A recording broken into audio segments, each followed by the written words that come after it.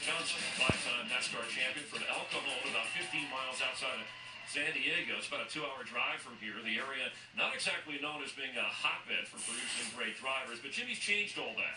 He's proud of his hometown, and as you can see, his hometown is proud of him.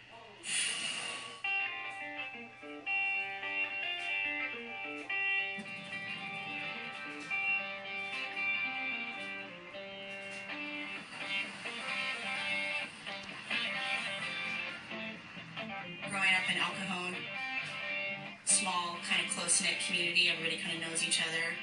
I know how Jimmie grew up. I mean, you come home from school, if you did your homework, and you hopped on your motorcycle, and off you went riding. You could ride for hours. You got the desert one direction, and you got the beach the other direction. A lot of them head to the desert. NASCAR has changed my life. I never had a home before. I've never even lived in a house. I've always had an apartment, so now I have not just a house, but a home. And Jimmie's a big part of that. Not only has he helped build these homes here, but he's given back to the schools here in El Cajon, and that means a lot to us. He really has not forgotten about El Cajon and his roots. He has given back to the school in the form of technology that all classrooms now have, and even some of the landscaping up around our football stadium he's responsible for. Back then, when he was 16, 17, it was, I'm going to be there someday. He started off by doing the go-kart racing, so I remember seeing him at our stadium and racing his go-kart, and I think at that point, being there in the crowd and everybody watching the racing, I think it was the first time I'm like, oh, this is maybe more than just a hobby.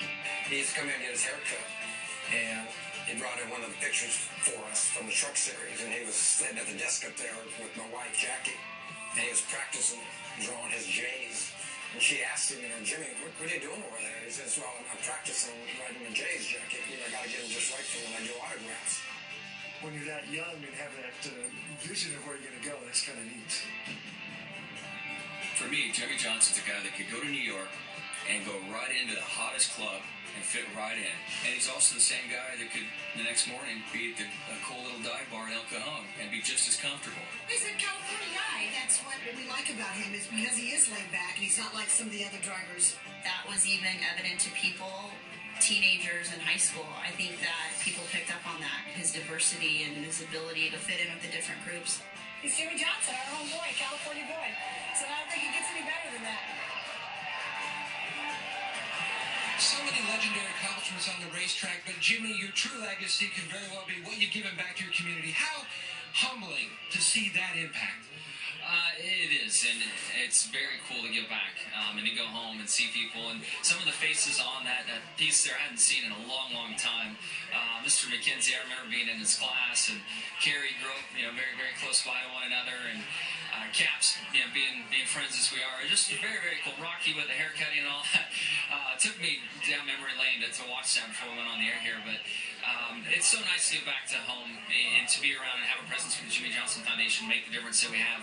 And happy to have that race car here this weekend and try to raise more awareness for our cause. And I'm very thankful that Lowe's and Cobalt Tools are as gracious and awesome as they are to let us do this. More lanes in the 405, old pavement. What's your biggest challenge going for another win here at Auto Club? We're just working with some new stuff. We haven't seen the speed that we've been after, but we'll put our heads together and work real hard over the night to get this car faster, and hopefully that's where we need it today. Good luck. Thank you. Chris?